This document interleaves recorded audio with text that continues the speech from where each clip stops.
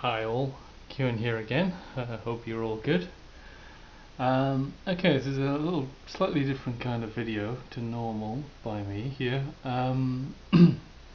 Basically, my videos in the past have tended to be quite heavy on the armchair kind of musing side of things. I have tended to be a bit light on research. I do believe in researching subjects and political stuff. It's all pretty essential stuff. But I am arguably lazy, or I don't know, my bent tends to be towards sort of musing without looking things up and stuff. But anyway, last week I went to a meeting of a little political group in London, and just me and one other guy there, and he started talking. He was enthusing a lot about unconditional income or universal income, or universal credit, whatever you want to call it. It's quite an old idea. It's been knocking around for a while. Basically, the idea is everybody in society gets paid a minimum amount, which is, I think, arguably part of the idea is that it's enough to survive on, just about, or something. But I suppose you could have universal income that is less than that, as long as, I mean, I guess it's some sort of any sort of amount that everybody gets paid unconditionally would I guess qualify as universal income. Actually, I haven't looked up the definition of it, so there I go again, musing and making stuff up. But I think for me the appealing version of it, and I think for this guy and a lot of people on the left, is that you could live on it, you wouldn't die, and so everybody's guaranteed they carry on living, and incentives to work have to be kind of created within the restriction of not letting anybody die, whatever they do, pretty much, of lacking food, shelter, clothing, etc. Okay, I haven't really been a great enthusiast for this idea,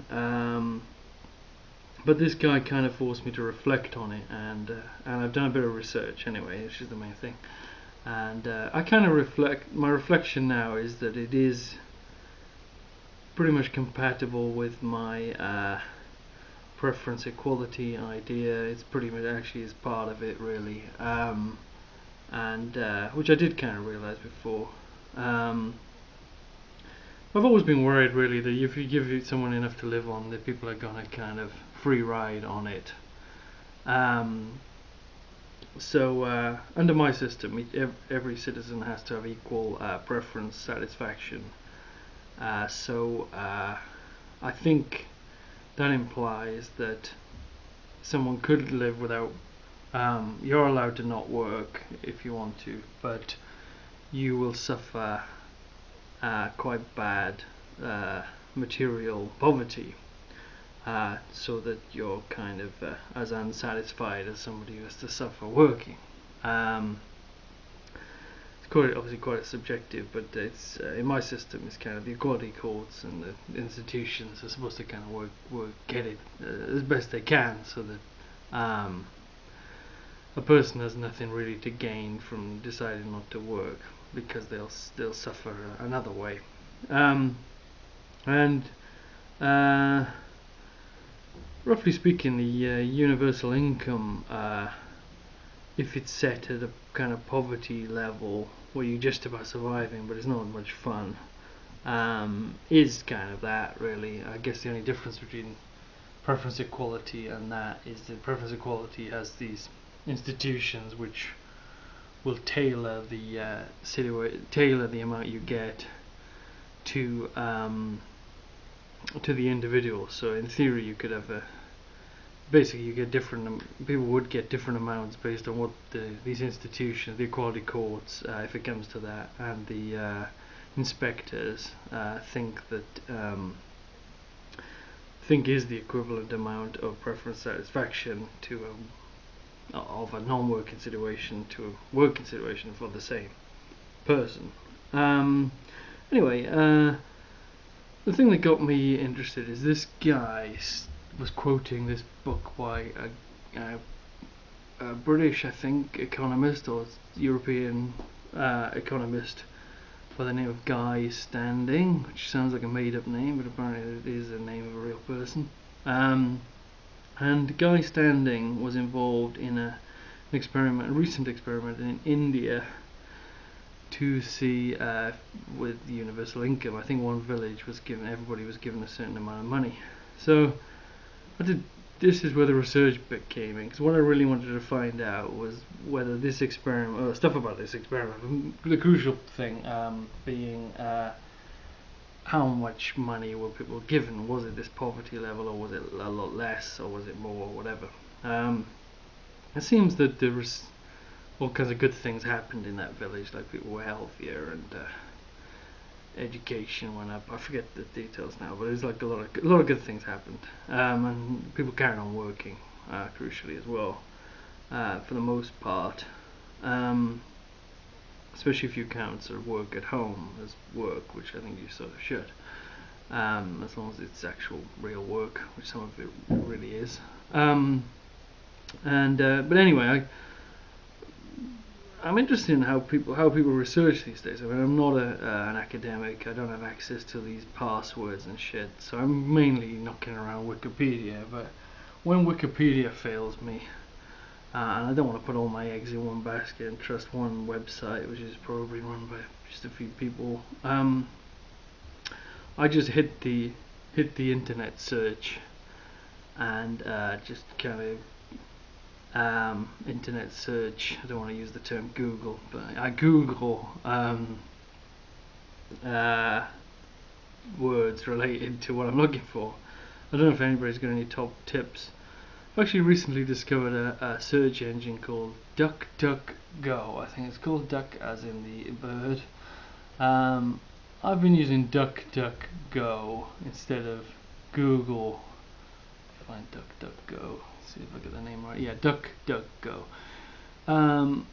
I'm really conscious of putting all my faith in one company, and Google are really kind of ruling the world. I mean, I think the company arguably has got the power of a kind of ancient Roman emperor or something. I mean, knowledge is power, and Google's got a hell of a lot of control over knowledge, even if you don't count the search engine. So I've decided to stop using Google's search engine, because I'm involved with Google in loads of other ways, like I'm involved with YouTube and all those documents I use and loads of other stuff, because Google does great products.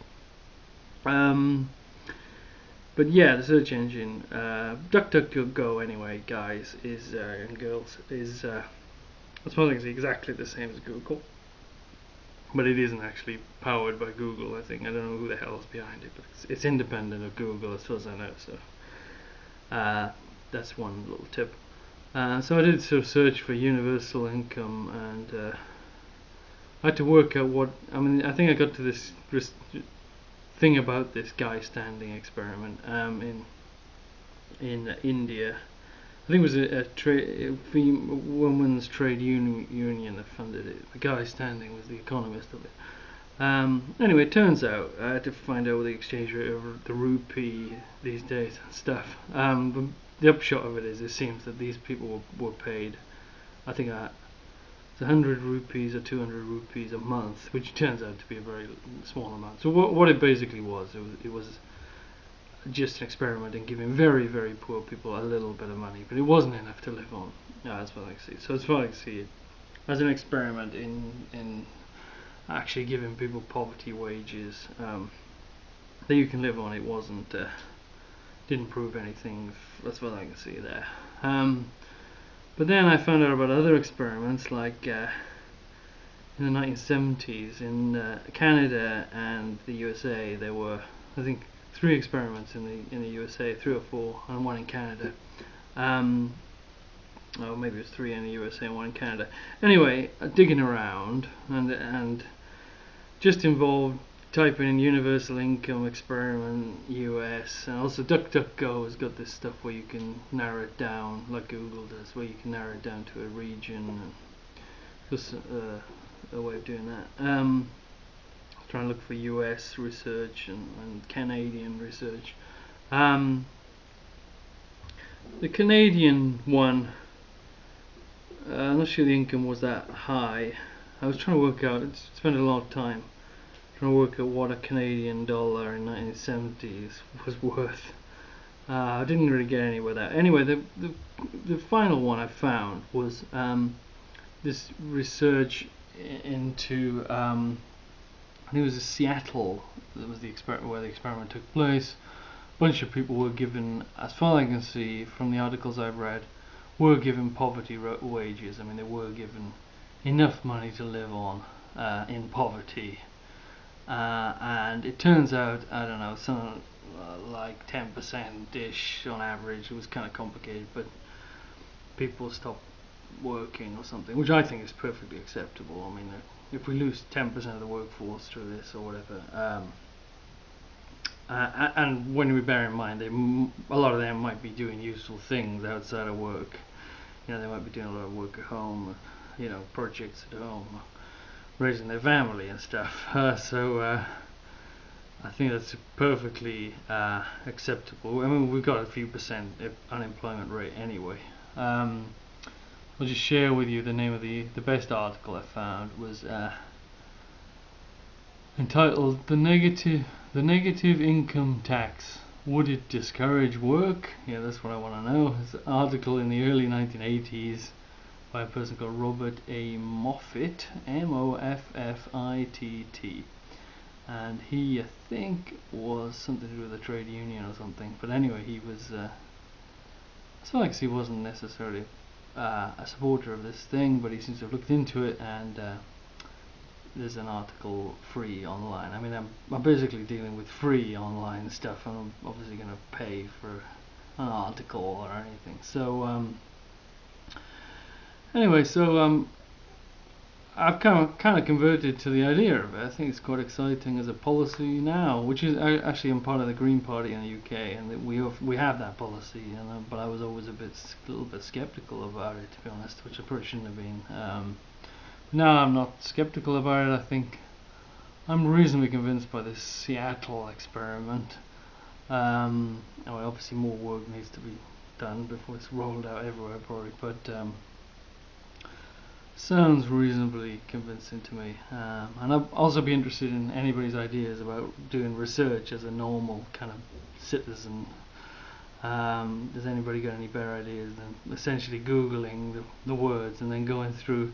Seems to involve going through a lot of articles, opening them up and not finding what you're looking for, and then eventually finding what you're looking for, hopefully, or not, or just sort of giving up. But in this case, I think it went quite well. Anyway, all the best, yeah.